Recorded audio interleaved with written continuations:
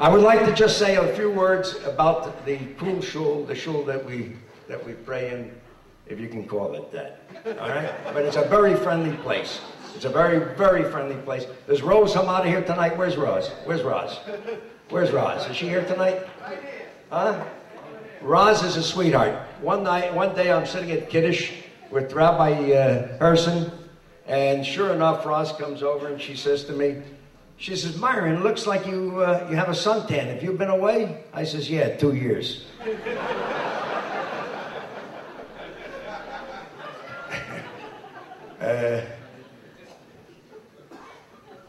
I had a traumatic experience one time at the shul.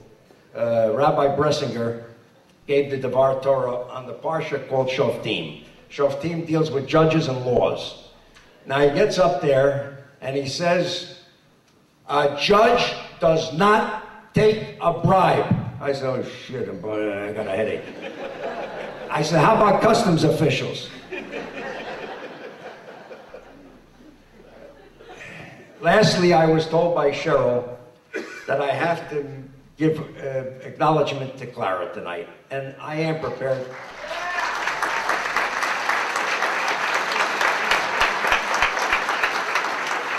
I want to thank Clara.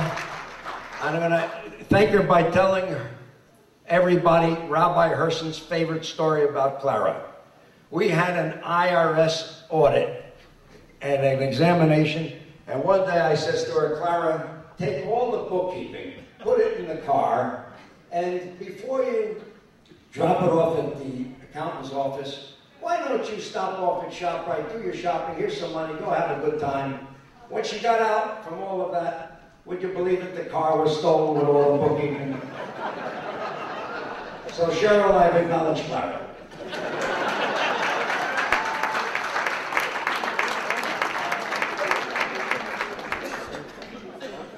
Now, people, it's time to get a little bit serious.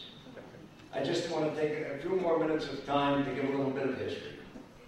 Everybody knows, and David Samuels wrote it very accurately in his page, that I pick up every forlorn horse thief, and I have a feeling and a compassion for those people. That's the world that I came from. But that world that I came from was not necessarily just Damon Runyon, and it wasn't just for laughs, and it just wasn't all the other things.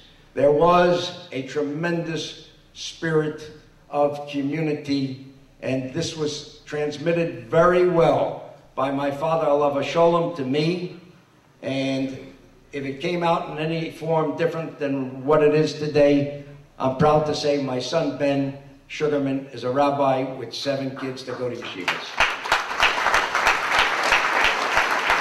But I want to tell the story. We were born before World War II, and we were born on the eve of Holocaust.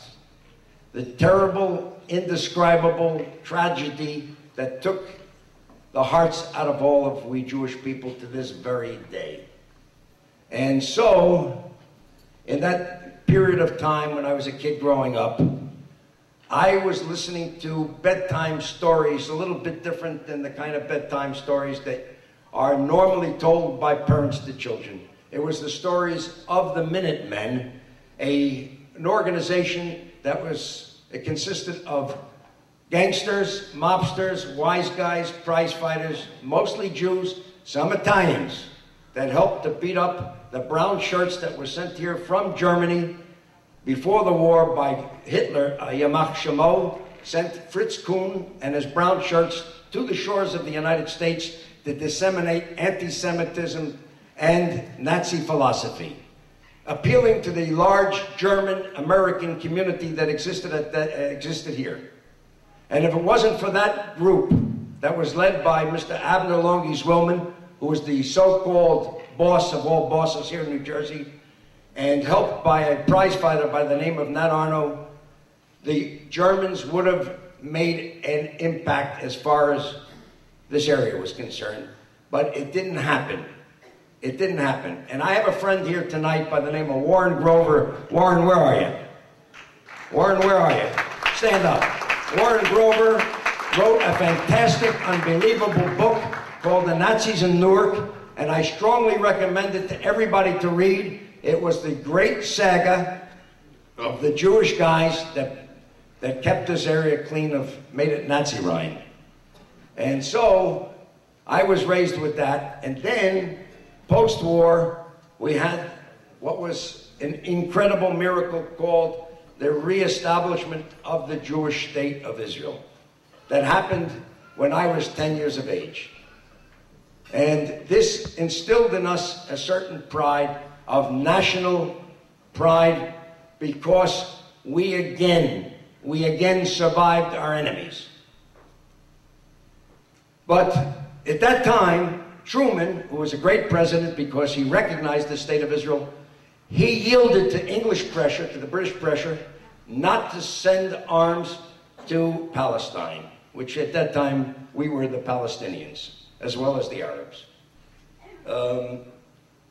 It was again the mob that bought the arms, and it was the mob, through the connections with the Italians, Frank Costello, Lucky Luciano, that manipulated that